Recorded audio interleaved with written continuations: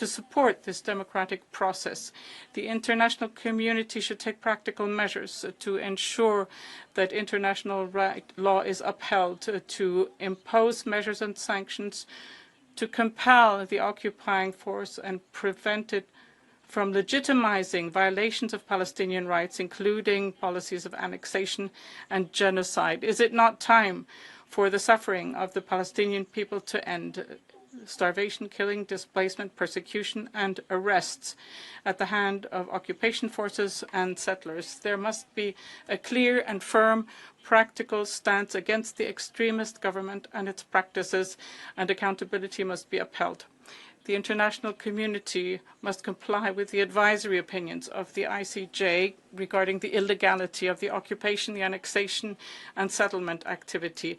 It must not recognize any illegal situation and must work to put an end to it. Furthermore, it must guarantee the partnership of the Palestinian peoples and recognize it as the sole legitimate representative in determining their future and the right to self-determination. The State of Palestine is fully willing to hold its responsibility for the governance and security in the Gaza Strip with Arab and international support, whilst moving forward with reforms and development towards the preparation for the establishment of our independent state on our land. We will not relinquish our right to self-determination, freedom, independence, and return. We'll remain committed to internationalism. Justice may be delayed, but will not fail. Thank you.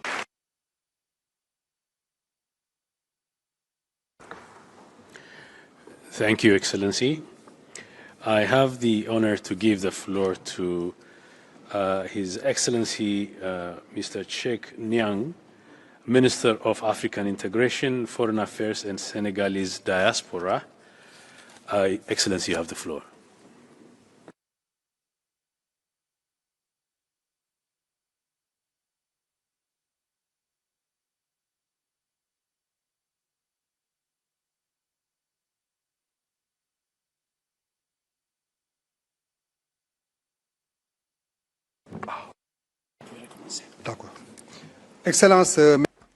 Excellencies, ladies and gentlemen, at the outset, I would congratulate the new President of the Council, Ambassador Suryo Dipuro of Indonesia, as well as the members of the Bureau as the whole, and extend my wishes of best of success to them. I would also like to thank the High Commissioner, Volker Türk, for his efforts to promote the upholding of human rights throughout all the regions in the world.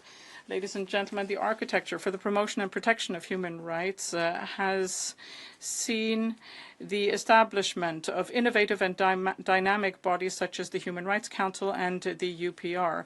Their actions have promoted the dignity of the human beings, demonstrating that cooperation allows states to find common denominators.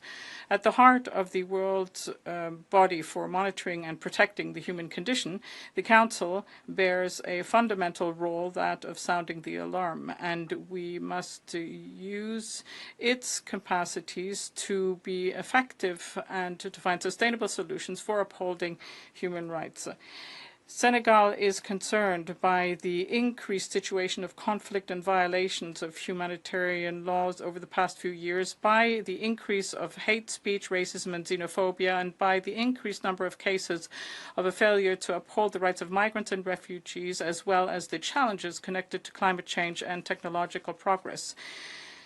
Given this disquieting background, I would like to launch an appeal to strengthen the universality of human rights, which are the bedrock of the modern international order. And it is in this context that Senegal is increasingly integrating its legislation into the international legal human rights corpus. My country has thus strengthened its legislation to improve the protection of human rights in all its dimensions, in particular through its constructive cooperation with international and regional human rights mechanisms, as well as the 2025 adoption of laws regarding the status and protection of whistleblowers, access to information, and the finalization of our National Action Plan on Business and Human Rights. Ladies and gentlemen, Despite an unfavorable international context with regard to the human rights themes, the Council remains a key body to raise essential issues relating to 3 generations of human rights. And in this context, the holding during this session of debates on violence against children and children in periods of conflict is to be welcomed.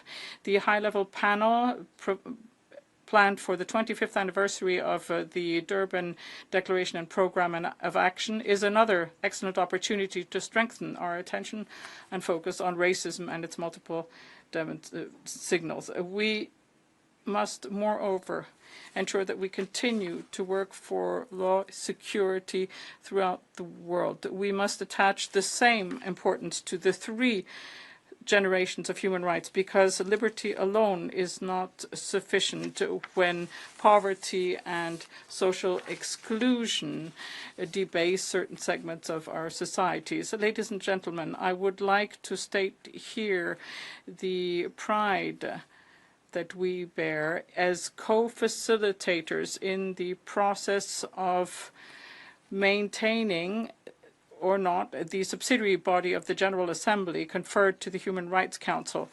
At these crossroads, we are preparing to celebrate our 20th anniversary, but it is up to us to uphold the hope that its establishment gave rise to in June 2006.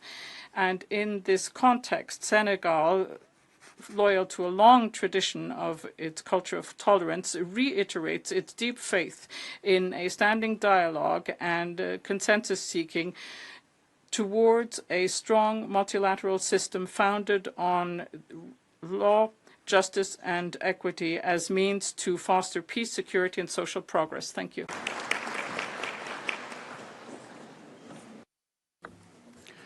Thank you, Excellency. I have the honor now to give the floor to His Excellency Mr. Ivan Gil Pinto, Minister of the People's Power for Foreign Affairs of the Bolivarian Republic of Venezuela.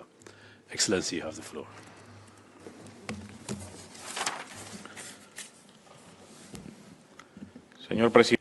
President, Excellencies,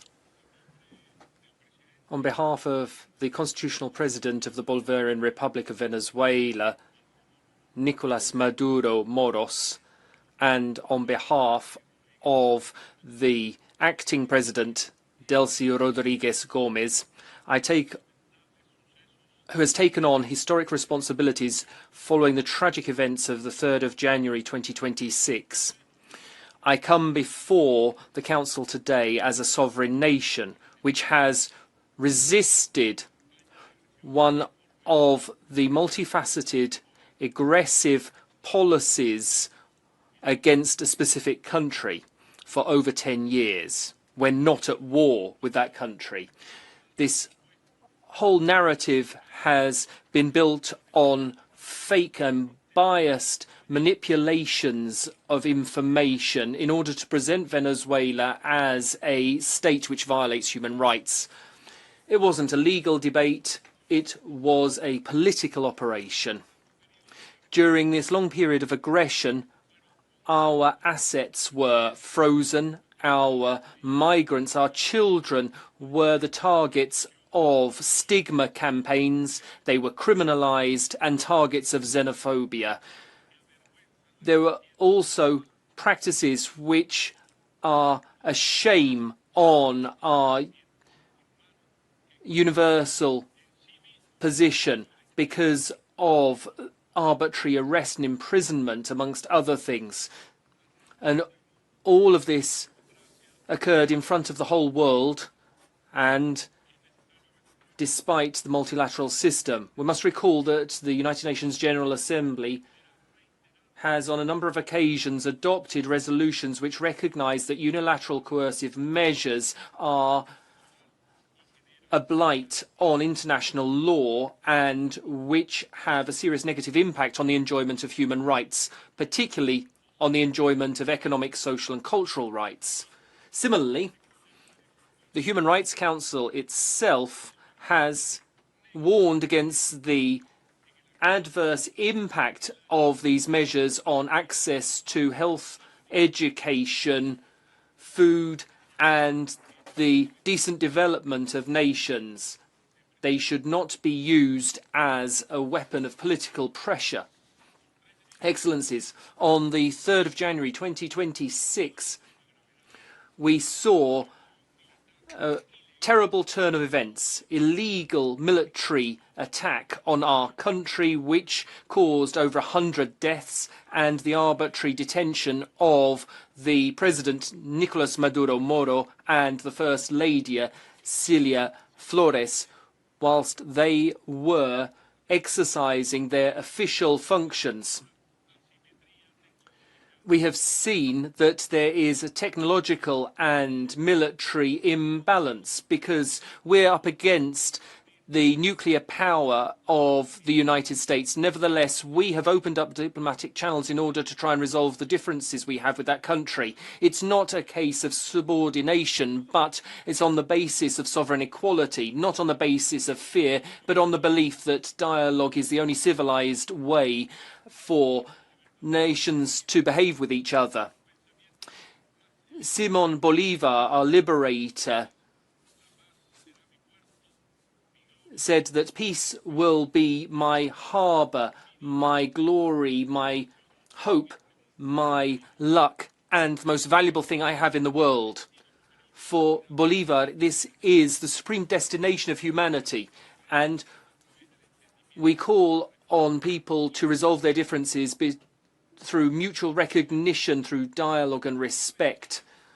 President, foreign aggression has had an impact in our country as well, because there are sectors in our country which have been working on the basis of this, causing a lot of pain.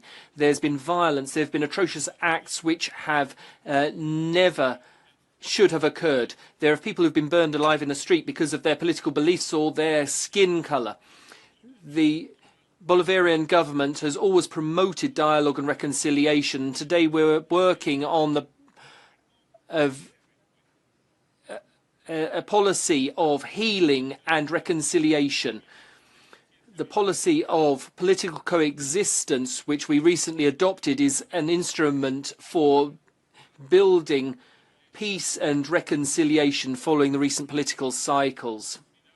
This ensures legal certainty and restorative justice without allowing for impunity for serious crimes such as crimes against humanity, murder, or actions against our national sovereignty. It creates a special monitoring commission and reiterates that we will solve our problems internally on the basis of the Constitution with you promoting peaceful coexistence. And this is the message that we're bringing to the Council today. Human rights cannot be an instrument for political warfare. They cannot be selective and they cannot depend on ideological positions.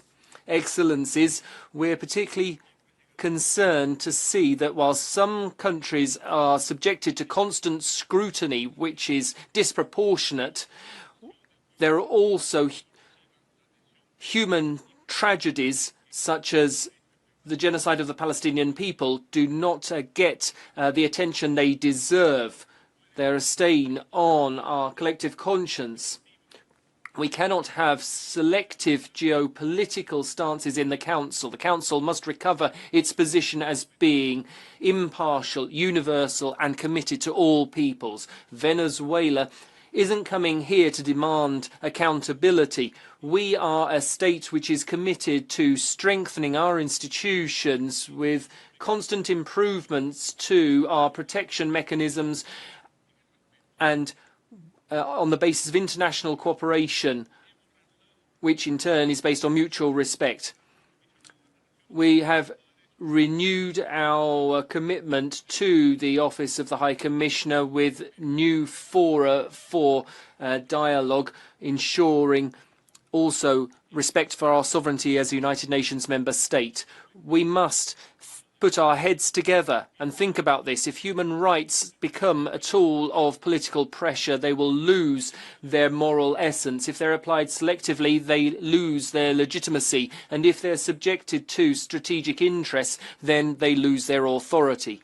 Venezuela has decided to chart its path, which is the path of peace with sovereignty. It's the path of dialogue without giving up our principles. It's the path of reconciliation at home without forgetting justice. It is the path of international cooperation based on equality among states.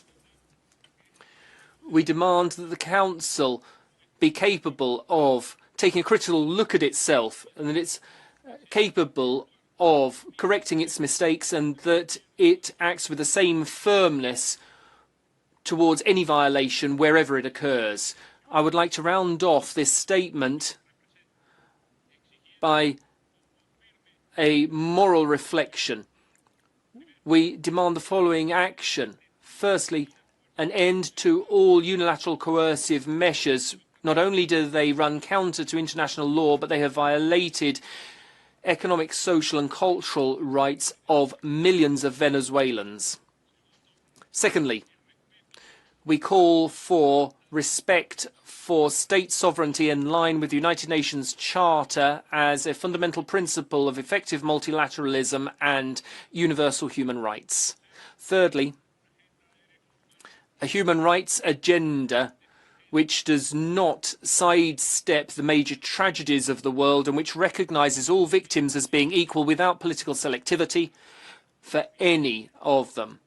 And lastly, the fourth point is that we call for the immediate release by the United States government of the constitutional president of the Bolivarian Republic of Venezuela, Nicolas Maduro Moro, and his wife, the First Lady, Celia Flores. Venezuela will continue to defend its independence, its dignity and the rights of its people, and it will do it as it has done until today through diplomacy, through dialogue and the firm belief that peace is the supreme good of humanity. Thank you very much, President.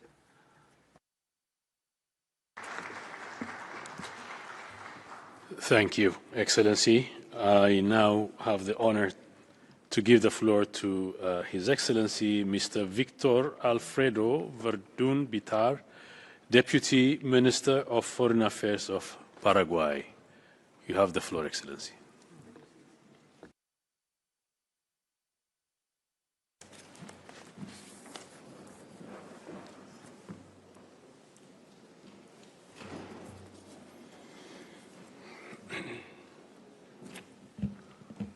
Señor Presidente del President of the Human Rights Council, High Commissioner,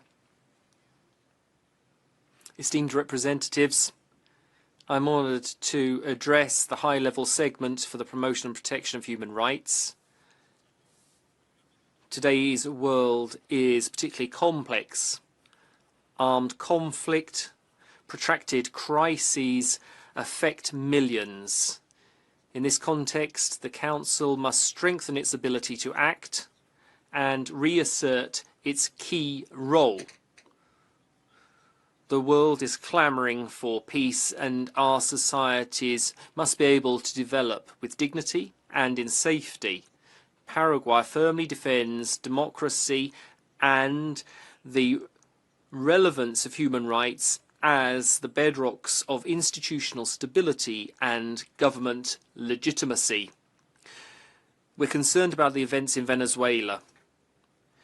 The democratic order must be fully restored and there must be an orderly and transparent transition. Paraguay stands ready to work constructively alongside the international community in order to achieve this aim. We appreciate the recent enactment of the General Amnesty Act for political prisoners, and once again we urge the release of all persons detained for political reasons.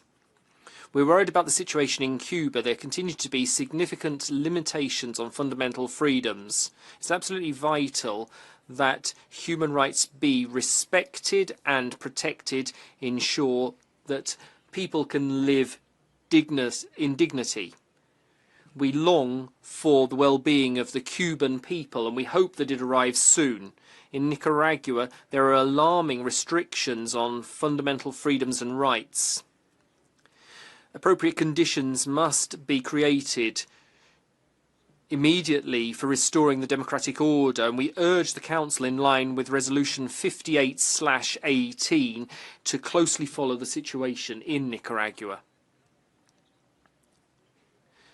Democracy and human rights cannot be strengthened unless fundamental freedoms are respected. The principle of non-intervention and sovereignty must not protect dictators. They must not be allowed to systematically violate human rights. Such principles cannot be used as shields to avoid accountability.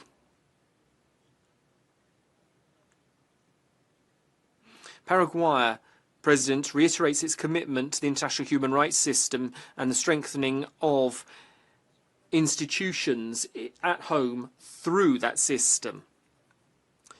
Paraguay continues to promote fundamental freedoms, such as protecting the right to life since conception and recognizing the family as the core of society, non-discrimination, equality before the law, and other values which are at the very heart of our country. We've made significant progress in reducing poverty and extending social protection systems, in particular for vulnerable persons.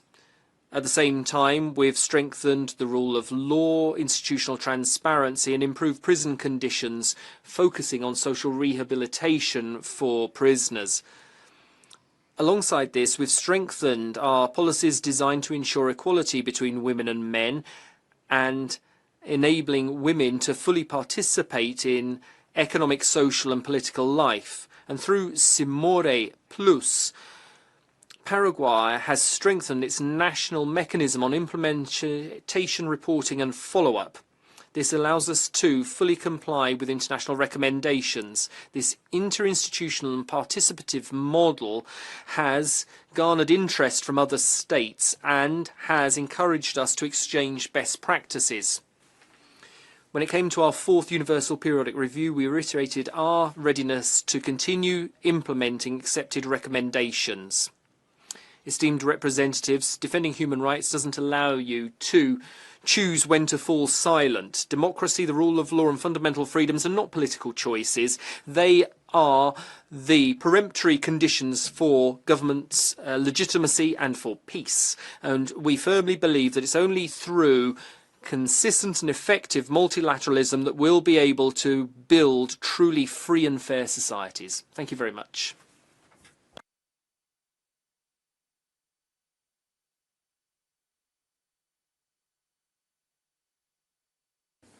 Thank you, Excellency. I now give the floor to Her Excellency Mrs. Hala bint Mazyad Al Tuwajiri, President of the Human Rights Commission of Saudi Arabia.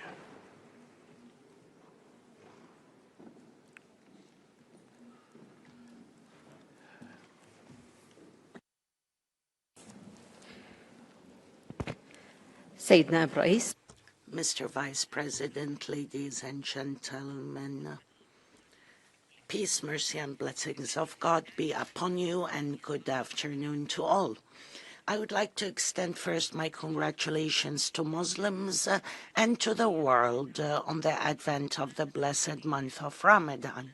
I also express my congratulations to His Excellency Ambassador Suri Dipuro on his assumption of the presidency. I also thank Mr. High Commissioner Volker Türk and his team for the great efforts to ensure the success of the Council's work. Yesterday, February 22nd, we celebrated the founding day of the Saudi state 3 centuries ago. We take pride in our historical, civilizational, and cultural roots, as well as in the reforms and transformative developments our country is witnessing today, reflecting its commitment to the protection and promotion of all rights and Saudi Vision 2030. At the legislative level, a number of important legal frameworks were updated in 2025, including the sports law, which incorporates a human rights-based approach and includes provisions grounded in the principles of equality and non-discrimination. Mr. President, ladies and gentlemen, today more than 15 million foreign residents are in Saudi Arabia from over 60 countries with an integrated system that ensures respect for their rights. This includes the adoption and implementation of the national policy for the promotion of equal opportunities and non-discrimination in employment and occupation, the national policy to eliminate forced labor, the national policy and plan of action to prevent child labor. These efforts have been tangibly reflected in several indicators. Compliance with occupational safety rose from 15 to 73%. Work-related fatalities decreased by 70%.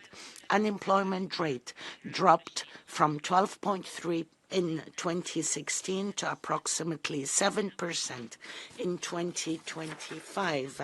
One of the most remarkable transformations in my country and among the inspiring success stories of Vision 2030 is the full partnership between women and men in the national development process. The female labor force participation rate exceeded 34%. That's a growth of over 108% since 2017. Women now hold 44% of middle and senior management positions.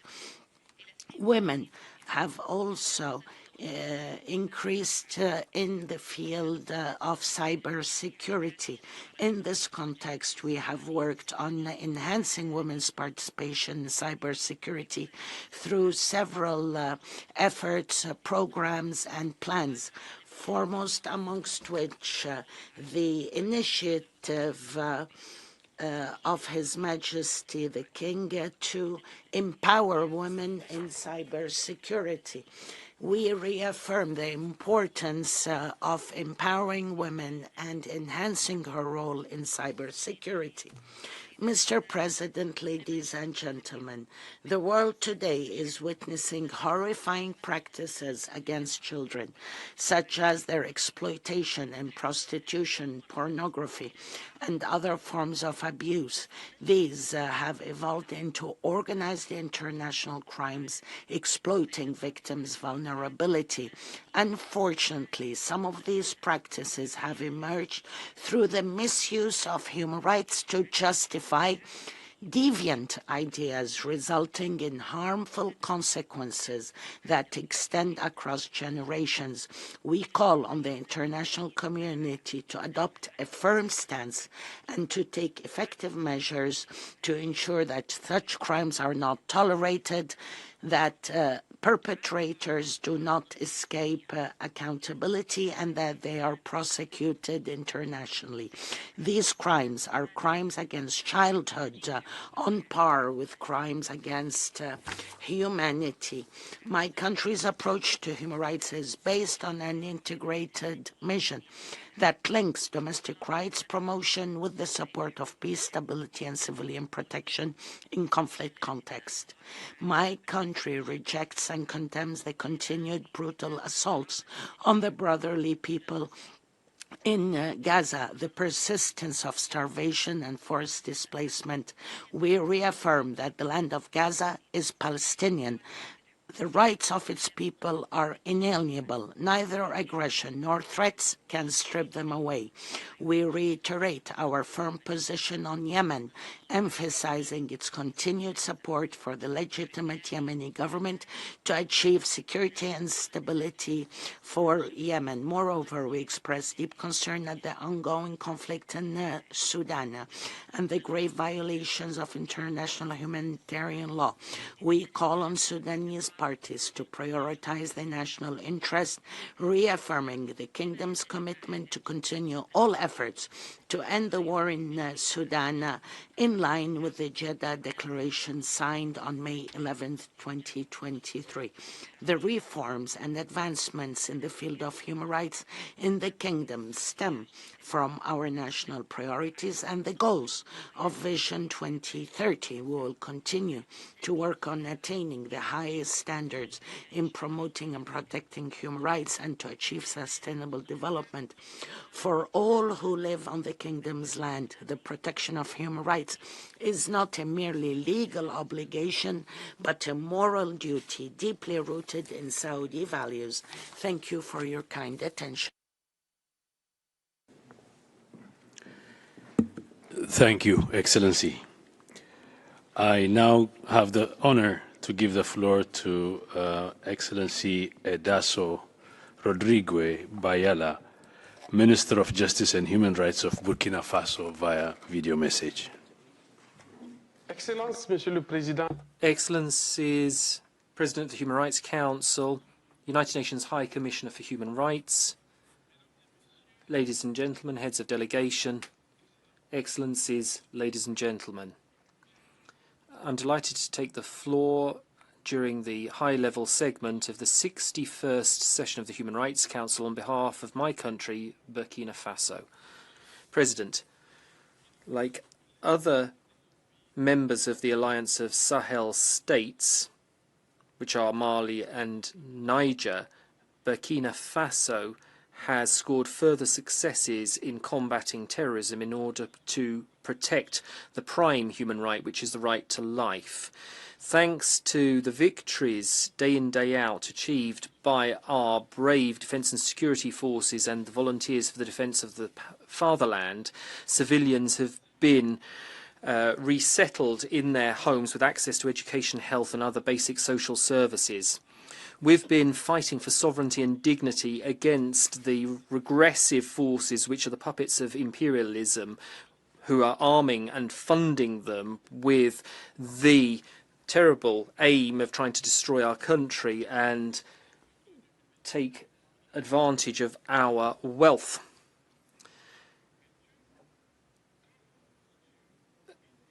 Human rights have been manipulated and instrumentalized, ignoring the situation on the field, notably in the release from the United Nations Commissioner for Human Rights, Volker Türk, on the 5th of February, who took a stance which distorts the promotion and protection of human rights and which will be seen as a geopolitical tool of variable geometry from now on. President, Burkina Faso, in line with its commitments and under the strong leadership of Cameroon President Captain Ibrahim Traoré, has undertaken a number of actions to restore the dignity of the Burkina Faso people, which has suffered the cowardly and barbaric attacks of terrorists. Joint actions of national armed forces, the domestic security forces and the volunteers for the defence of the fatherland have enabled us to restore our control over 74% of national territory and resettle over 1.16 million people who displaced back into their original homes across 871 different places, and we've gradually restored basic social services. We're convinced of the need to promote human rights, taking account of our prime concerns and the situation on the ground. President, despite this security context, Burkina Faso has undertaken important legislative and institutional reform to support the trend which was triggered by the progressive and popular revolution. Last year, we adopted a number of different legal texts. They've overhauled some of our laws to improve access to justice, speed up the handling of judicial cases, to promote criminal mediation, protect women, children and vulnerable persons, to promote transitional justice and to give a formal nature to traditional justice, which is based on our own values, and to give a place in positive law to traditional leaders. President, when it comes to institutional reform, we have created an entity to regulate communication and privacy. We have also extended the judicial system to the places where we have military detachments by placing the military police in those areas. And we have also deployed legal advisors to our military divisions. A number of presidential initiatives have been developed as well. We have implemented initiatives and adopted a new national development framework called the Relance Plan for the 2026-2030 period. And this is going to have a considerable beneficial effect on civilian life. President, in order to speed up outstanding judicial cases, last year we launched an operation to try and clean up the backlog of outstanding cases, which meant that 8,700 cases went to trial in the high courts, and there were 548 appeal cases which were heard. Lastly, Burkina Faso reiterates its unwavering commitment to promoting and protecting human rights and strict respect for its sovereignty and the situation in our society and our culture. We also call upon the international community to frank and sincere cooperation which is free from paternalism and which does not instrumentalize human rights. Fatherland or death, we will prevail. Thank you very much. Thank you, Excellency. I have the honor to give the floor to Her Excellency, Mrs. Isabelle Béraud Amadei, Minister of Foreign Affairs and Cooperation of Monaco, via video message. Monsieur le Président du Mr. Human Rights Council President, High Commissioner, Excellencies, ladies and gentlemen. We are living through an era where force attempts to impose itself as a political language to the detriment of law. Violence is silencing law, and conflict is quashing the search for joint solutions. The international equilibrium is under threat. It is our very system based on law, and also the system that was built on 2 world wars that is now jeopardized. Everywhere, human rights, international law, and international humanitarian law are tested and gradually eroded, characterized by a weakening of international institutions, the questioning of norms, a policy of force that imposes itself. The multilateral crisis is deep. The United Nations organizations, which is the pillar of the international system, is under political attack and delegitimization campaigns, as well as direct threats against its staff and its mandates. In addition, there is a severe financial crisis that is present, which makes its balance weaker at a time when more than ever the world needs a creative and independent and strong UN. An alternative to the UN is not a fairer world. It is a world that is under the rule of the strongest, and we see that every day. In Gaza, civilians are paying an insufferable price. Infrastructures are destroyed, access to humanitarian aid is impeded, and the international humanitarian law too often disregarded. The invasion of Ukraine and its disastrous consequences remind us that the inviolability of territorial integrity is paramount, and its violation is a violation of international law. In Syria, after tens of years of conflict, displacement continue to impede international law, where transitional justice and the rule of law remain extremely fragile. In Iran, the repression against demonstrations, the death sentence, the cutting of communication, and discrimination against dissidents gives rise to deep concerns. In Sudan, millions of civilians have been plunged into a large-scale humanitarian catastrophe when rape, forced displacement, and hunger are used as tools of war. These situations differ by their context, nevertheless have one thing in common. It is always the civilians who lose and pay the highest price for disregard for the international order. Ladies and gentlemen, the protection of fundamental rights is not an option. To weaken them is to open the door to arbitrary rule, fragmentation, and permanent suffering. Given this reality, the Human Rights Council must not be just an abstract forum where words evaporate no sooner than they are spoken. It must be the voice of those who no longer have a voice.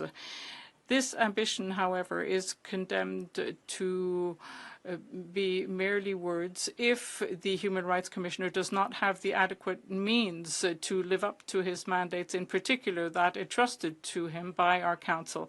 And this is why, High Commissioner, this year once again you can count on the financial support of the Principality of Monaco in its voluntary contribution to your office, which will be increased. Mr. President, Excellencies, ladies and gentlemen, today more than ever, our responsibility collectively is to reassert the place of international law and human rights law at the core of the universal project embodied by the UN. History teaches us a simple lesson. The force may conquer, but only law can build. And I can assure you that my country will always be on the side of the law. Thank you.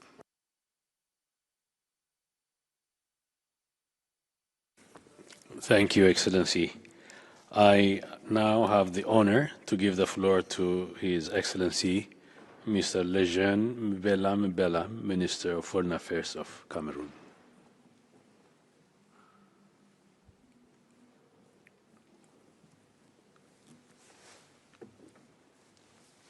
You have the floor, Excellency.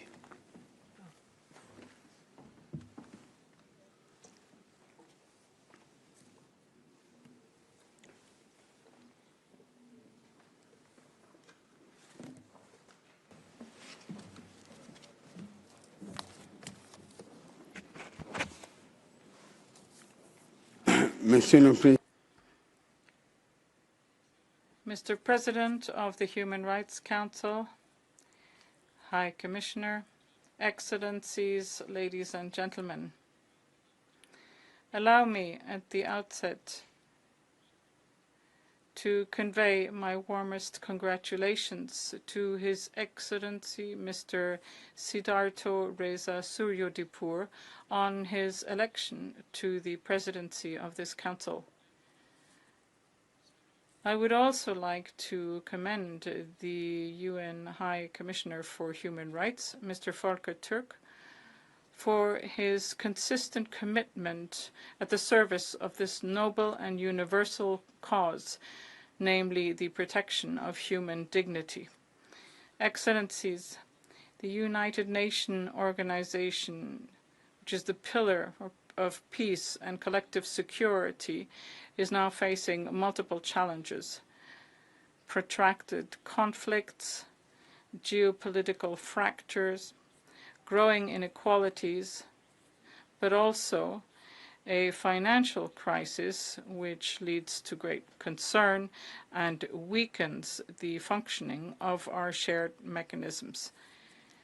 In this context, it is crucial to recall that the promotion and protection of human rights constitute one of the foundations of the UN Charter. They cannot be pushed to the background of international priority, and their promotion cannot be dissociated either from peace or from development. Cameroon most emphatically reasserts its commitment to multilateralism, which is the sole legitimate framework to face the global challenges of our time. We remain convinced that dialogue, cooperation, and mutual respect are the safest pathways towards the advance of human rights throughout all the regions of the world. Ladies and gentlemen, The recent presidential election held in October 2025 has constituted an appropriate barometer to gauge the rule of law and the democratic maturity in the Cameroon. Public liberties are carried out within the framework of a legal context. The vitality of the political pluralism and the participation of citizens have reflected that democracy is deeply rooted in our country. Under the impetus of His Excellency Paul Biya, the President of the Republic, whose commitment to peace is well known, Cameroon has continued to strengthen the rule of law and democratic governance. In line with its national strategy for development, Cameroon has integrated its public action in the full enjoyment of economic, social, and cultural rights as promoted by the United Nations Agenda 2030 Agenda. And in this context, efforts have been made in strategic sectors such as energy, water management, infrastructure, education, and health. A special focus has been placed on vulnerable groups, in particular women, youth, persons living with a disability, and indigenous peoples. In this context, a special plan for the promotion of youth employment with a budget allocation of 50 billion francs CFA under the 2026 budget is currently being implemented. Excellencies, ladies and gentlemen,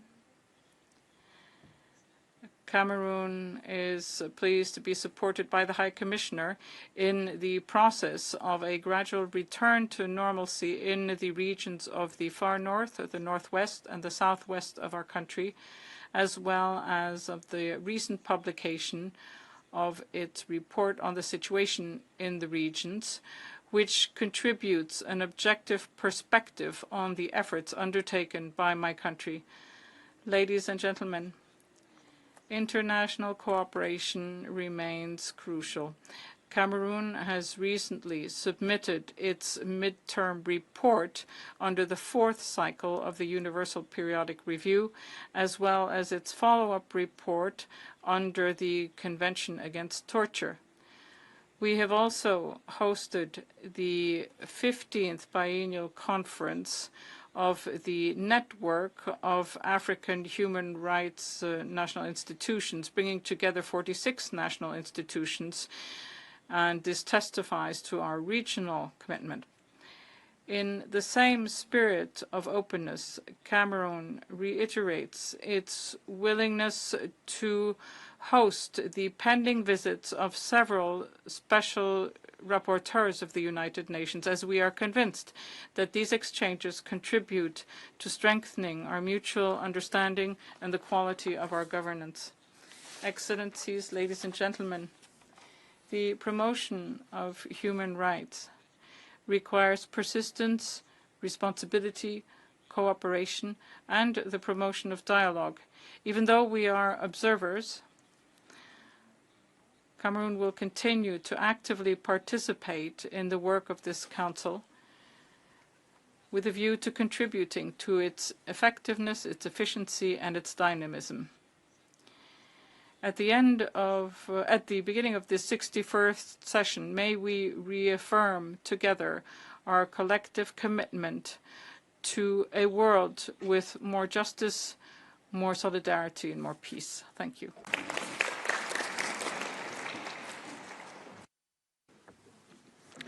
Thank you, Excellency. I now have the honor to give the floor to His Excellency, Mr. Muhammad Haji Hassan, Minister for Foreign Affairs of Malaysia, via video message. Mr. President, Excellencies, under the strain of numerous armed conflicts, humanitarian crisis, and growing inequalities, the multilateral system is facing its greatest challenge this century. In such dire circumstances, we must redouble international and national efforts to protect human rights. Gaza is the ultimate test of whether we will succeed in our collective commitment to human rights.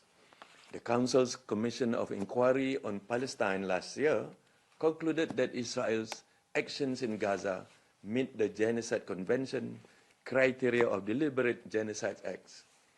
As the fundamental rights to life, dignity, and self-determination of the Palestinian people, including children, are continuously denied, impunity will only enable further atrocities.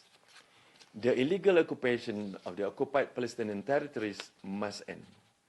Malaysia strongly condemns Israel's ban and suspension on many UN and international organizations' operation in Gaza. Humanitarian access must be open, safe, and unhindered. Armed transfer must end immediately. Above all, we must completely reject collective punishment or forced displacement as legitimate tools of statecraft. We cannot and must not accept these as political realities in any corner of the world, whether in the Middle East, in North Africa, in Eastern Europe, or in Southeast Asia. Excellencies, as a member of ASEAN, Malaysia remains committed to advancing the promotion and protection of human rights in our region. During Malaysia's chairmanship last year, ASEAN adopted 2 landmark declarations, namely the Declaration on the Right to a Safe, Clean, Healthy and Sustainable Environment, and the Declaration on Promoting the Right to Development and Peace, towards realizing inclusive and sustainable development. On the situation in Myanmar, Malaysia continues to support ASEAN-led efforts anchored on the 5-point consensus. This includes the delivery of aid through the ASEAN Humanitarian Assistance Center, as well as facilitating inclusive and constructive engagement among stakeholders. In this context, Your Excellencies, Malaysia remains committed to assisting Myanmar in finding a peaceful and durable solution to the crisis. Excellencies, at the national level, Malaysia continues to advance human rights priorities through progressive legal reforms and institution building. In August last year, we launched the National Action Plan on Business and Human Rights for 2025-2030 to ensure all business activities adhere to human rights standards, prevent abuses, and provide access to remedies in accordance with the United Nations Guiding Principles. The government is also undertaking further reforms, including drafting a Whistleblower Protection Act, a Freedom of Information Act, and an Ombudsman Act. A strategic care plan focused on the needs of the aging population and long-term care services is also being comprehensively developed. Children's rights continue to be national priority. Malaysia recently engaged in a constructive dialogue under the Convention on the Rights of the Child. We are strengthening child protection measures, both offline and online, including through initiatives to combat cyberbullying, online sexual exploitation and abuse, and digital violence. Malaysia will continue to collaborate with OSCHR through various human rights mechanisms, including for capacity building and technical assistance. Excellencies, in order for the Human Rights Council to remain relevant, credible, and effective, it must not be selective and it must avoid double standards. The Council must act with consistency and sincerity in accordance with universally accepted principles.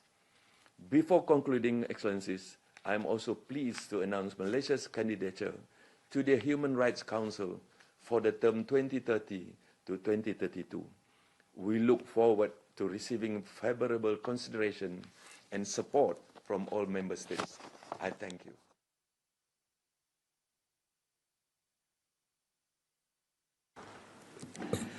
Thank you, Excellency.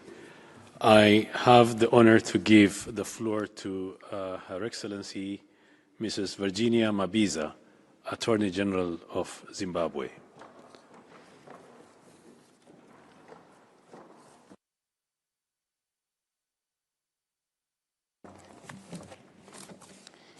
Thank you, Mr. President, Your Excellencies and distinguished delegates, it is my pleasure and distinct honor to address the 61st session of the Human Rights Council. Allow me at the outset to congratulate you, Mr. President, on your election as the President of the Human Rights Council for 2026. My delegation expresses its utmost confidence in your leadership. Mr. President, I wish to reaffirm Zimbabwe's unwavering commitment to the promotion and protection of human rights. In compliance with its human rights obligations, Zimbabwe presented the second periodic report under the International Covenant on Civil and Political Rights and the second periodic report under the International Covenant on Economic, Social and Cultural Rights in 2025. Zimbabwe also hosted the Working Group on Discrimination Against Women and Girls in August 2025. Mr. President, recognizing the importance of global solidarity and humanitarian cooperation, Zimbabwe established a humanitarian framework designed for rapid and coordinated international assistance. By leveraging our strengths in agriculture and disaster management, Zimbabwe donated maize, food, clothing, and building materials to Cyclone Gezani victims in neighboring countries. For the first time since 1997, our year-on-year inflation has dropped to single digits, falling from 15% in December 2025 to 4.1% in January 2026. Zimbabwe has consolidated macroeconomic stability, achieving an estimated 6.6% growth in 2025, driven by agriculture, mining, and manufacturing. This stability provides the essential fiscal space required for the progressive realization of economic, social, and cultural rights. Social protection remains a priority for my government. To ensure a rights-based approach to disability, in 2025, Zimbabwe enacted legislation to enhance the rights of persons with disabilities, thereby aligning our domestic laws with the UN Convention. My government is committed to ensuring that the law translates into tangible improvements in the lives of people with disabilities. In education, the school improvement grants have supported over 624,000 learners, achieving 50% gender parity. Furthermore, in 2025 alone, we constructed 113 new schools and over 500 additional infrastructure units to reach underserved communities. Zimbabwe continues to prioritize healthcare reforms to enhance maternal and child health, human capital, and digital inclusion. Simultaneously, the government is tackling the drug and substance abuse crisis through a multi-sectoral approach, partnering with the private sector and civil society to deliver essential prevention, treatment, and rehabilitation services. Mr. President, my government is enacting the National Drug Substance Abuse and Enforcement Agency law to ensure an effective national framework on drugs and substance abuse. Again, Zimbabwe continues to review its legislation to eliminate gender disparities and promote equality and non-discrimination. Increased participation of women and youth across economic and governance structures remains a national priority. Government has also adopted African Convention on Ending Violence Against Women and Girls, which is consistent with existing legislation on the protection of the girl child and gender parity. Mr. President, Zimbabwe remains steadfast in its dedication to environmental rights and proactive stewardship, most notably evidenced by our hosting of the 15th meeting of the Conference of the Contracting Parties to the Ramsar Convention on Wetlands, COP15. By prioritizing protection of wetlands, we are not only safeguarding our biodiversity heritage, but we're also reinforcing our national drive toward climate resilience and the realization of a clean, healthy environment for all our citizens. Unilateral coercive measures continue to be an obstacle to the enjoyment of fundamental human rights by our people. I take that again. Unilateral coercive measures continue to be an obstacle to the enjoyment of fundamental human rights by our people. We unequivocally condemn these illegal measures imposed on Zimbabwe. These measures are a direct assault on our sovereignty and the dignity of our people. We demand their immediate and unconditional lifting. In conclusion, Mr. President, Zimbabwe reiterates its commitment to the protection and promotion of human rights. We believe that multilateralism remains key in the promotion, protection, and advancement of human rights globally. We call for dialogue and equal treatment of all countries. Only through dialogue can the current global crisis be resolved. I thank you, Mr. President.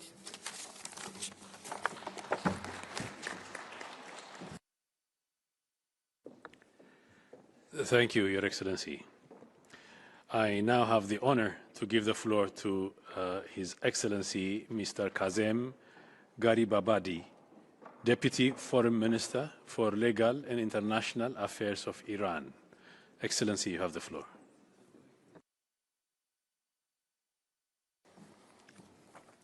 Bismillah ar-Rahman ar-Rahim. Mr. Vice President, Excellencies, ladies and gentlemen. The Islamic Republic of Iran is a responsible and accountable country in the fields of human rights. Iran's Islamic Revolution was a human rights revolution, undertaken to liberate the nation from dictatorship and to establish democracy. After 47 years, you witnessed tens of millions of Iranians taking to the streets to express their support for the revolution and their independence. However, unfortunately, certain deceivers incessantly prattle about the human rights of the people of Iran. I will make it clear to you today that those who claim to be champions of human rights are themselves the principal violators of the rights of the great people of Iran. The United States, the United Kingdom, and France, together with their allies, provided full-fledged support to Saddam's regimes throughout its 8-year imposed war against Iran, as a consequence of which more than 830,000 individuals were martyred or wounded. Of these, 117,000 were martyred or injured as a result of the deployment of inhumane chemical weapons supplied to Saddam, particularly by Germany. More than 25,000 innocent Iranian civilians, including women and children, were assassinated and martyred by the terrorist groups that today reside in the safe havens of Western countries. The human rights of millions of Iranians, most notably their right to life, have been extensively violated as a result of the same self-proclaimed advocates of human rights imposing unjust and unlawful unilateral sanctions, thereby perpetrating crimes against humanity. During the 12-day war waged by the United States and the Zionist regime against Iran back in June 2025, more than 1,060 individuals were martyred and approximately 6,000 were injured, while these very same so-called champions of human rights supported the aggressors and even prevented the Security Council and the Human Rights Council from condemning the aggression. Those countries which now profess concern for the human rights of the Iranian people, did they during those periods not feel the pain of these people's human rights? What have these self-proclaimed advocates of human rights really done in the face of killing and injuring of more than 244,000 individuals in Gaza? Mr. President, the Human Rights Council has regrettably been transformed into an instrument in the hands of false and self-proclaimed champions of human rights.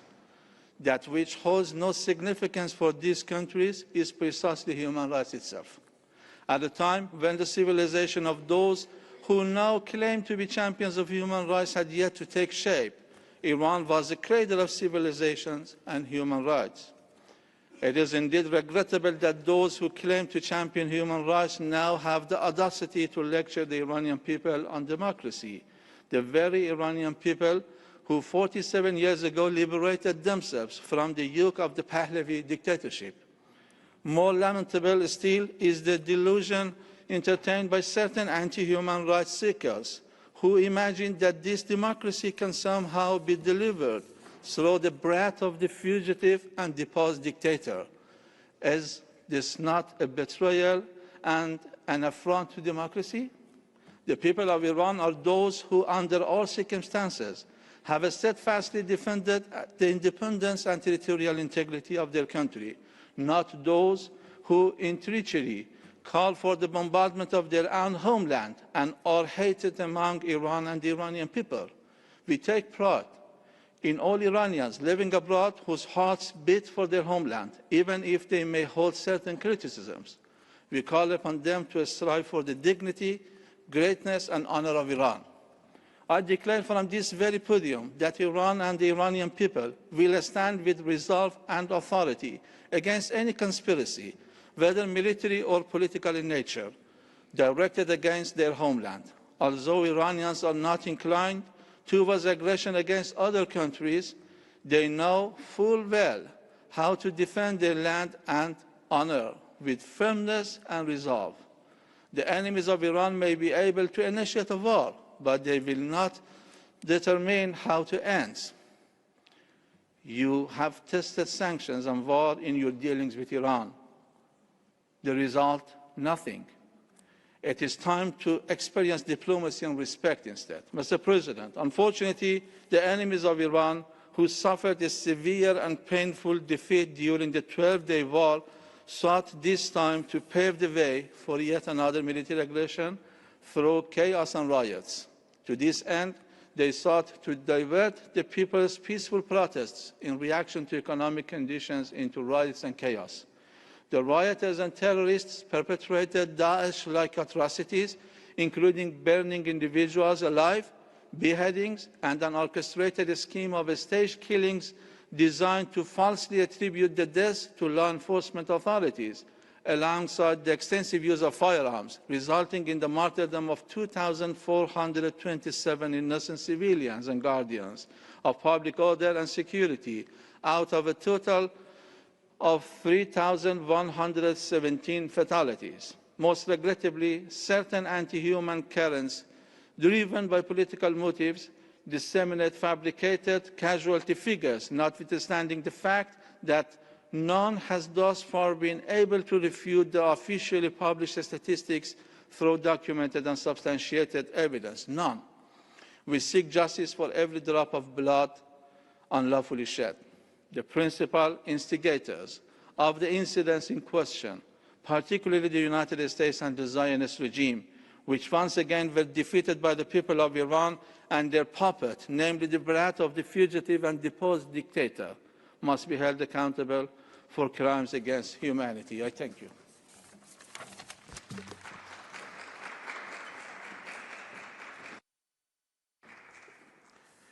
Thank you, Excellency. I now have the honor to give the floor to Her Excellency, Ms. Gina Kim, Vice Minister of Foreign Affairs of the Republic of Korea. You have the floor, Excellency.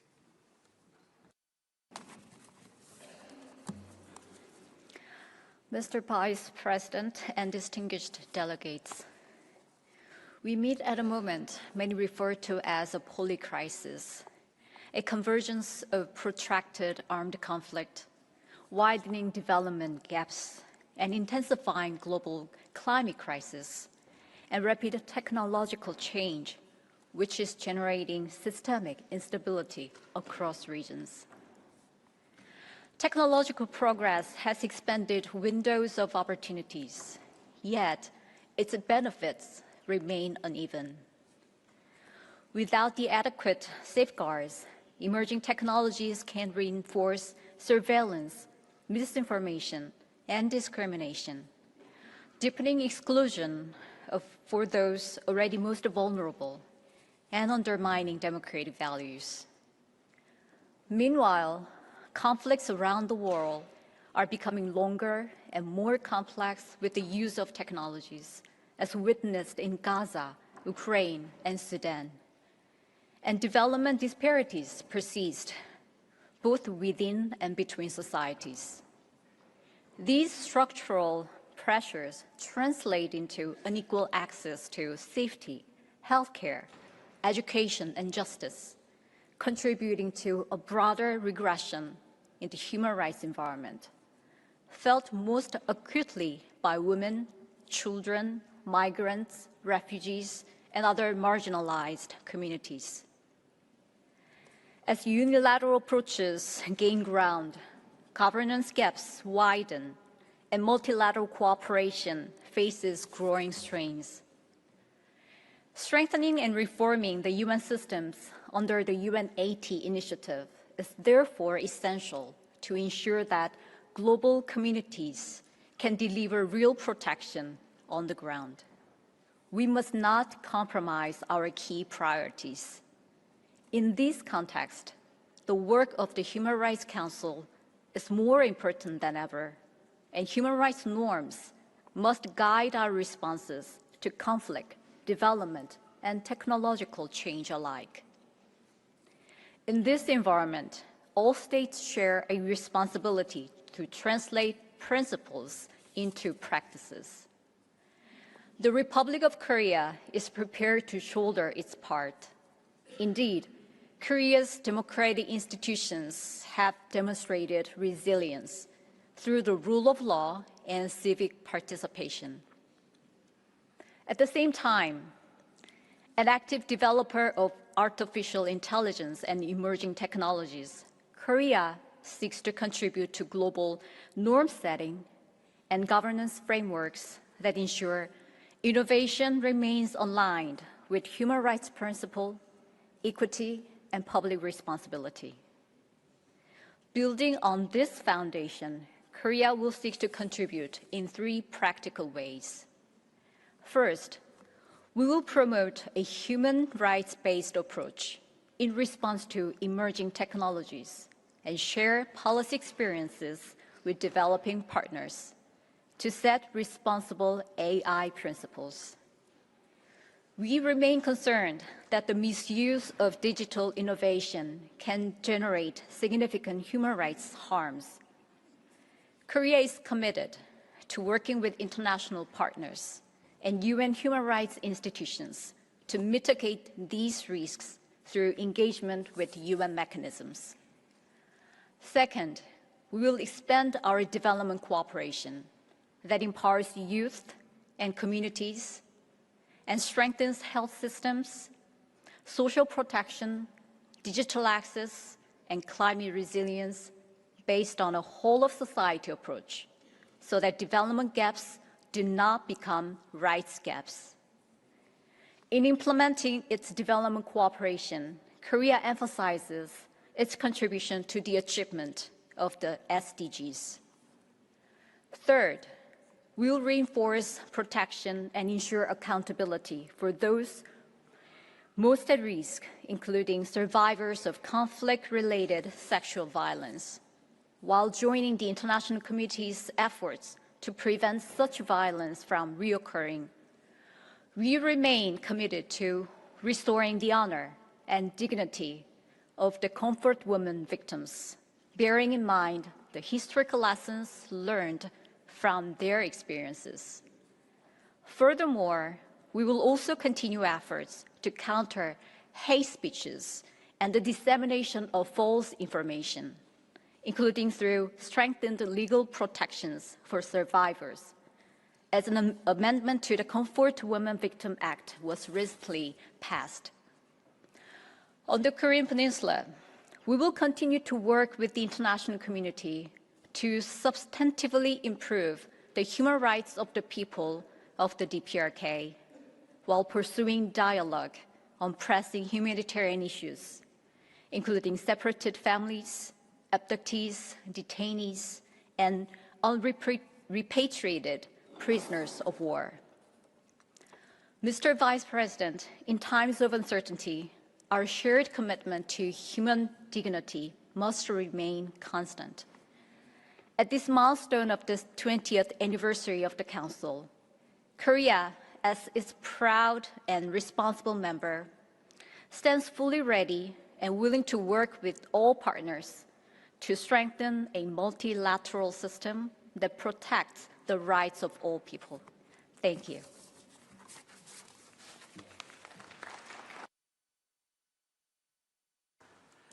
Thank you, Excellency.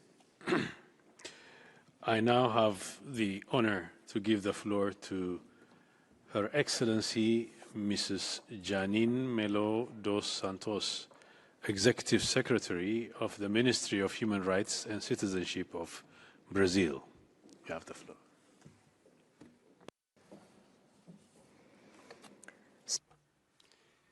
United Nations Secretary General, United Nations High Commissioner for Human Rights, Madam President of the United Nations General Assembly, President of the Human Rights Council, permanent representatives to the United Nations in Geneva, ladies and gentlemen. Brazil reiterates its commitment to democracy, multilateralism, defending the rule of law and human rights. Unless you guarantee social environmental justice, gender equality, combat discrimination and respect human diversity, you won't achieve democracy.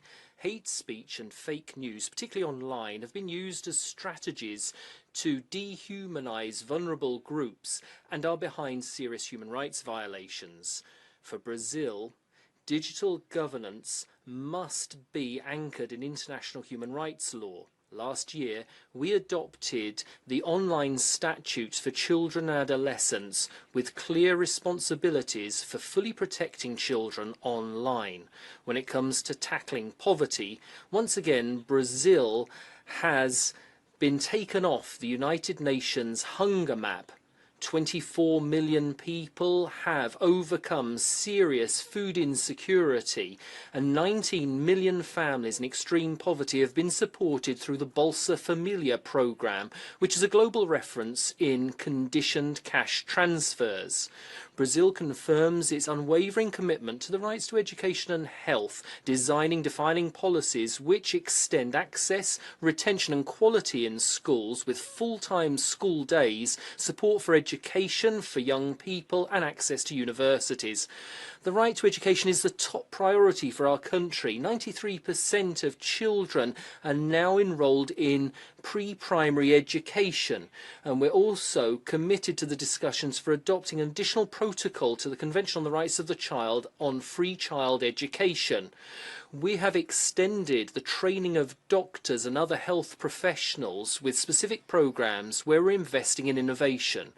When it comes to the national care policy, we state that there are shared responsibilities with state and family, and through the National Pact Against Femicide, we affirm that we urgently need a whole-of-society commitment, including by the state and private sector, in order to protect half of the Brazilian population, namely women and girls. We've adopted a new national policy on migration, asylum and statelessness, which is based on reception, holistic protection, integration, non-discrimination, guaranteeing social rights, and an emergency response to humanitarian crises. The Here is Brazil programme has already welcomed back over 3,000 people who've been deported, ensuring that they're reintegrated with respect for their human dignity, social protection and family unity. We're part of the core group on the resolution on the World Programme for Human Rights Education, the fifth phase of which includes subjects such as digital technology and climate change. We defend the convergence between development, sustainability and climate justice. In the context of COP30 under the Brazilian presidency, we launched the Suma Uma Pledge for Rights-Based Climate Action, which calls on states to include human rights in climate policy. We had the greatest civil society participation in any climate conference. Last year, we strengthened the protection of collective and land rights of defenders by adopting the National Plan to Protect Human Rights Defenders. When it comes to truth and memory, we have delivered corrected death certificates to the family members of people who were disappeared and killed by the military dictatorship. We recognise therein the state's responsibility, and we are physically marking places of memory of the dictatorship, the transatlantic trafficking of enslaved persons and the Black Resistance movement. On equality, we highlight the renewal of the mandate of the independent expert on the protection against violence and discrimination on the basis of sexual orientation and gender identity. Last year, we held the 4th conference on the rights of the LGBTQIA+ community, and we established a national policy for this community. Brazil is taking active part in the negotiations on a legally binding instrument on human rights of older persons. We renew our commitment to dignity in ageing. We held the 6th National Conference on the Rights of Older Persons, and we are fostering policies which value diversity of our ageing population. We protect older persons who face discrimination and greater vulnerability. This year we launched the Pop Rua Citizenship Network, which is the largest structure which provides holistic and also personalised human rights services to people living in street situations. In this context, Brazil calls on the members of the Council to engage on this subject by supporting the draft resolution which recognises these people as rights holders. This year we will launch Simore Brazil, which is our national mechanism on implementation, reporting and follow-up on international recommendations. As we commemorate the 20th anniversary of the Council, we recall that we are running for the 2027-2029 mandate, which reflects that human rights are at the heart of our constitution identity as a democratic country which is built on guaranteeing dignity and rights for all. Thank you.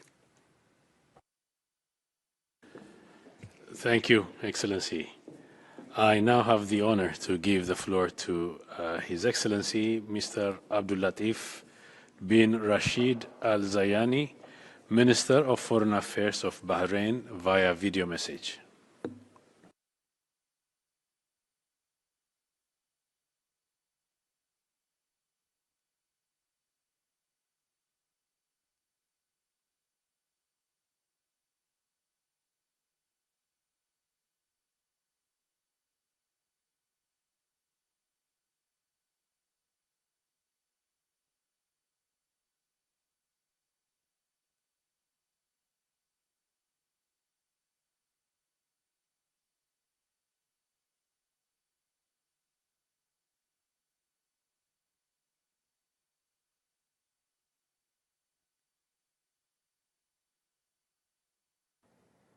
أصحاب المعالي والسعادة السلام عليكم ورحمة الله وبركاته. Excellencies, may the peace of God be upon you. Last year witnessed great progress on consolidating fundamental freedoms and human rights in my country. We're proud of the fact that these values are an integral part of the wise vision of King Hamad bin Isa al Khalifa. May God protect him, as well as of the Crown Prince Salman bin Hamad al Khalifa. Our kingdom is committed to protecting human rights. We can see this in various ways. There's been a pioneering initiative which chooses alternative sentences for crimes instead of custodial sentences. This is an example which is also followed through having open prisons. Bahrain is one of the countries which is working effectively against human trafficking, and this has been recognised for the 8th year in succession. We have also regulated the Media Act, including online outlets, by ensuring that there are greater press freedoms. Bahrain has renewed its commitment to the principles of tolerance, fraternity and coexistence. These are basic principles of our foreign policy. We're proud of the fact that the General Assembly has accepted my country's initiative to commemorate the 28th of January as the International Day of Peaceful Coexistence. And in fact, we're quite proud of this because the Guinness Encyclopedia has mentioned us as the country with the highest concentration of places of worship. This reflects our sincere commitment to the freedom of religion and worship.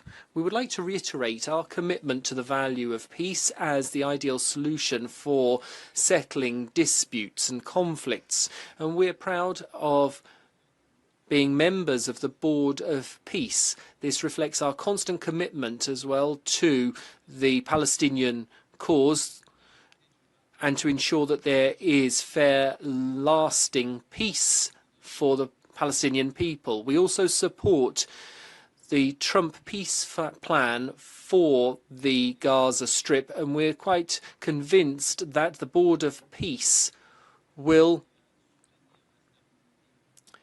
be a cornerstone for ensuring stability, peace and development for all. My country is also running for non-permanent membership of the Security Council. This reflects our commitment to the peaceful resolution of conflicts. We believe that a culture of peace is indeed the sole way of resolving our differences.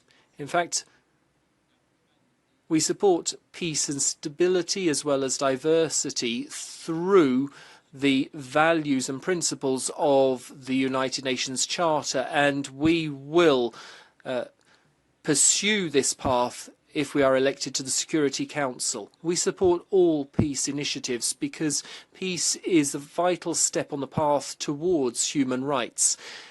The Council is facing major challenges today which require collective efforts if we are to provide stability and prosperity for all. Thank you very much, and may the peace of God be upon you. Thank you, Excellency. I now give the floor to Her Excellency Ms. Meji Fino, Deputy Minister for Europe and Foreign Affairs of Albania.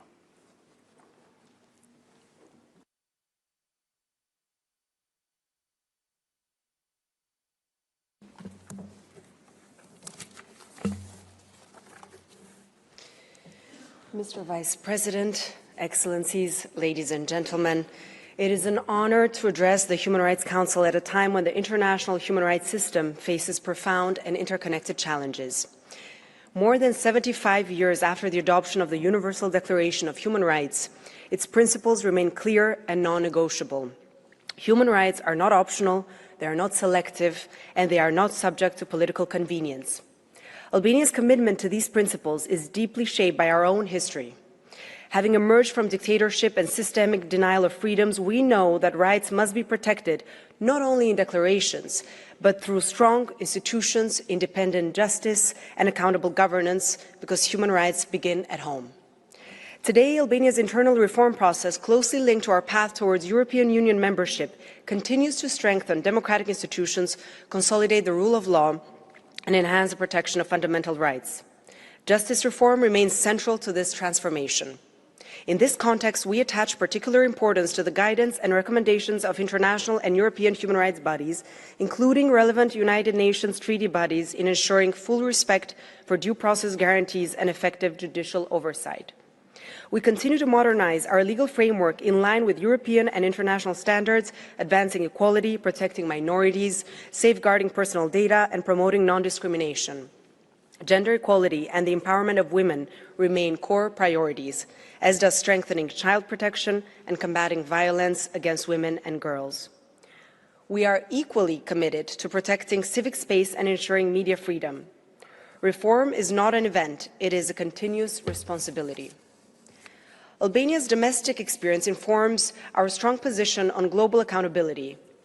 One of the most serious threats to the international human rights system today is the erosion of accountability for grave violations.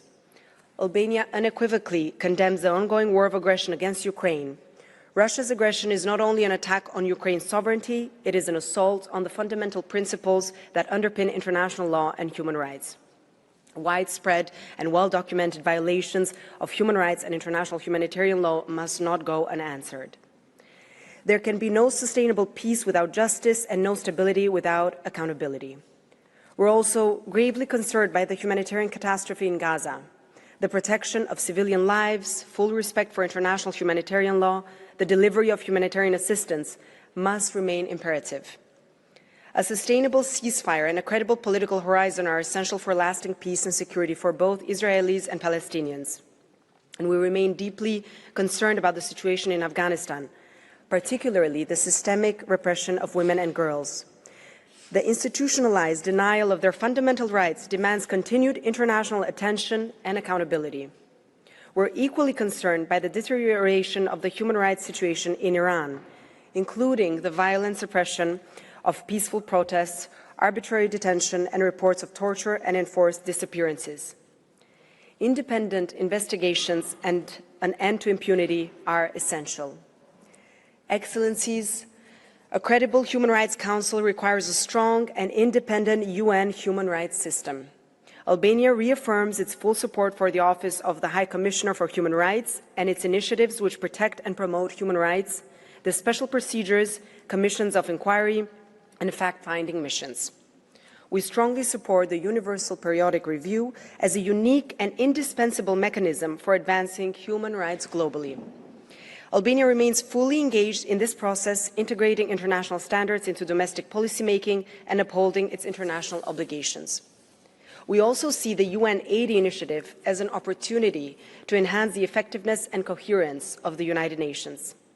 At the same time, we stress that any reform must preserve and strengthen, not dilute, the human rights pillar of the UN system. In a world marked by division and geopolitical tension, multilateralism remains our strongest instrument. The Human Rights Council must continue to serve as a platform for dialogue, cooperation, and principled action. As a member of this Council, Albania stands ready to work across regions to defend human dignity, strengthen accountability, and uphold the universal values that unite us. I thank you.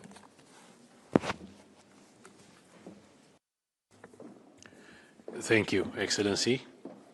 I now have the floor to give the floor to Her Excellency Ms. Gabriela Sommerfeld, Minister of Foreign Affairs and Human Mobility of Ecuador, via video message.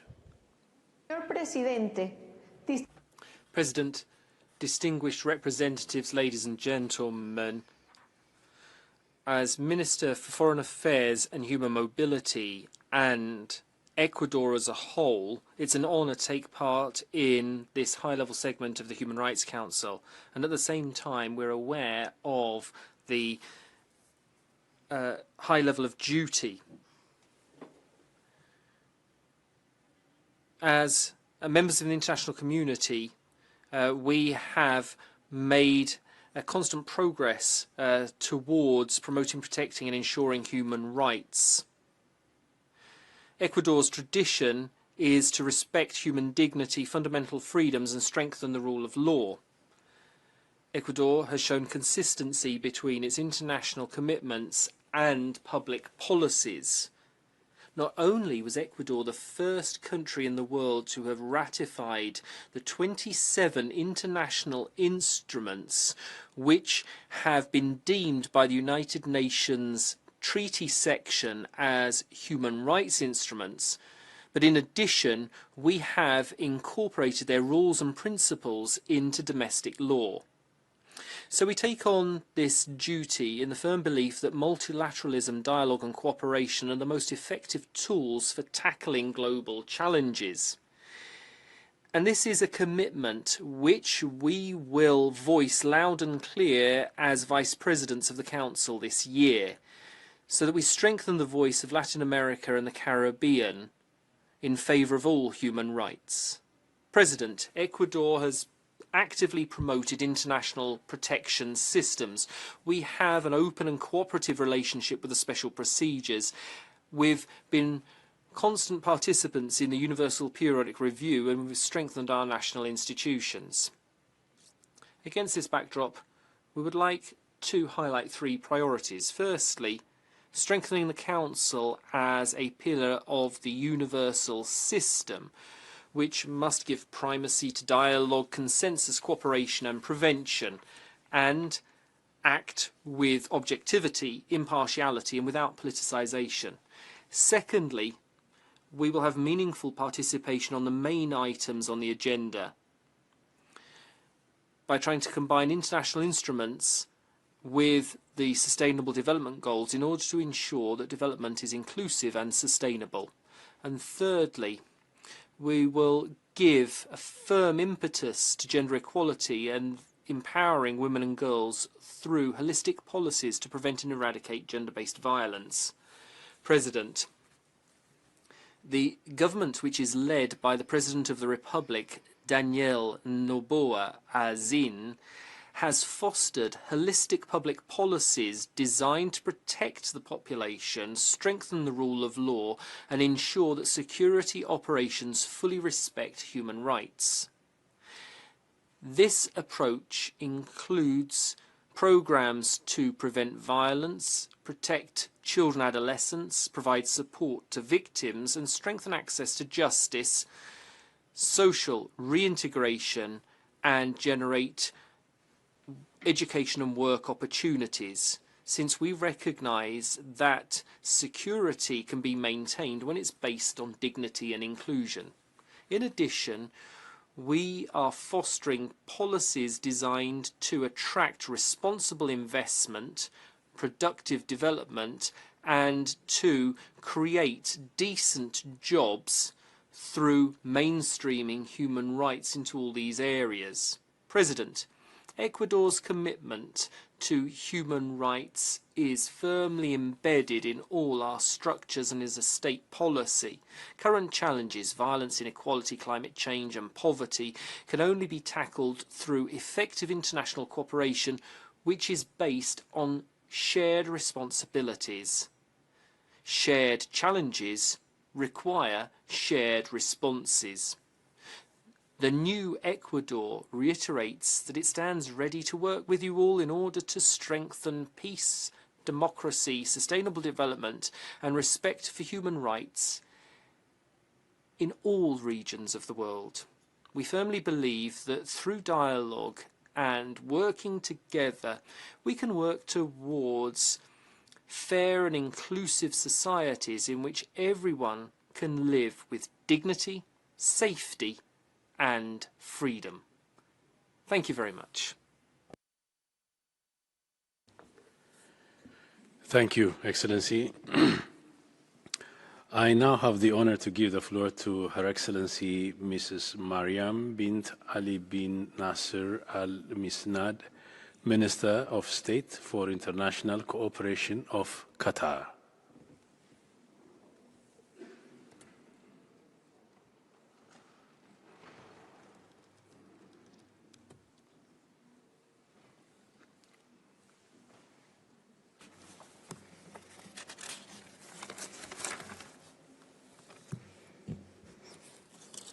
سيد الرئيس مجلس حقوق الإنسان سيد الأمين العام.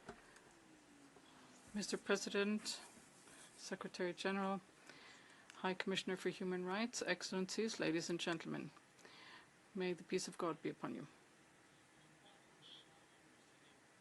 Next month, we will be celebrating the 20th year since the establishment of this Council.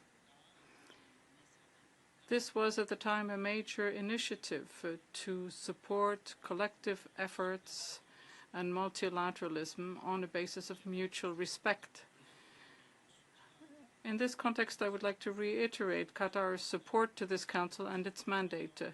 The protection of human rights are a key pillar in the policy of my country, domestically as well as in terms of our foreign policy, within the framework of a comprehensive strategy inspired by the rule of law and the very foundations of human rights. Thus, Qatar has hosted a great number of events and negotiations for the settlement of regional and international conflicts. Qatar was even able to achieve ceasefire agreements as well as political and diplomatic agreements to support peace and stability in many regions throughout the world. However, there are situations which should be brought to the Council. In Palestine, older persons, men, women, and children have seen their rights violated. They need their rights to medicine, to a peaceful environment which allows them to live in peace, as peace is the crucial prerequisite for any development project. We call for upholding the ceasefire and for an implementation of all of its articles whilst allowing access to humanitarian assistance and the opening of access points. In Syria, the state of Qatar has always stood by the Syrian people. We are committed to the ceasefire and to cooperation as well as the integration of all the factions, as this is the key to stability whilst upholding the territorial integrity of Syria. We also welcome the integration of the Syrian Republic and its cooperation with the United Nations. This will allow for greater accountability and national reconciliation. The state of Qatar will pursue its contacts with brotherly nations and states in order to support peace efforts whilst supporting stability in Syria.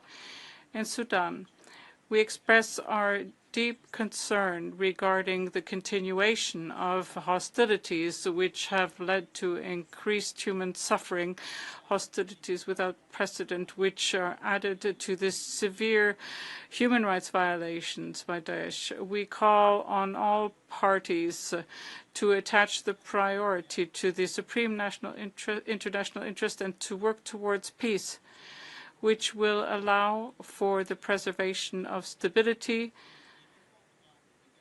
territorial integrity, and which will also meet the aspirations of the Sudanese people for development and the preservation of human dignity.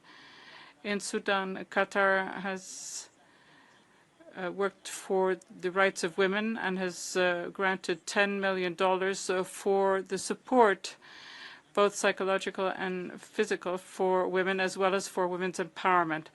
Ladies and gentlemen, we wish you the best of success in your work, and we hope that the outcome of our work will provide a greater contribution to the aims of the promotion and protection of human rights. Thank you.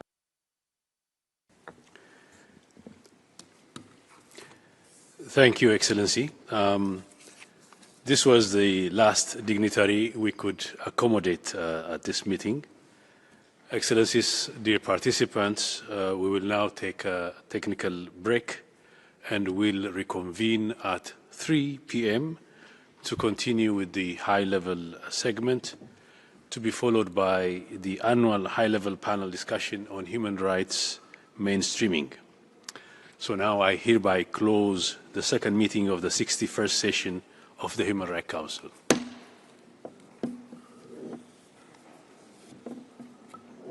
Thank you so much. Thank you. It's a pleasure. And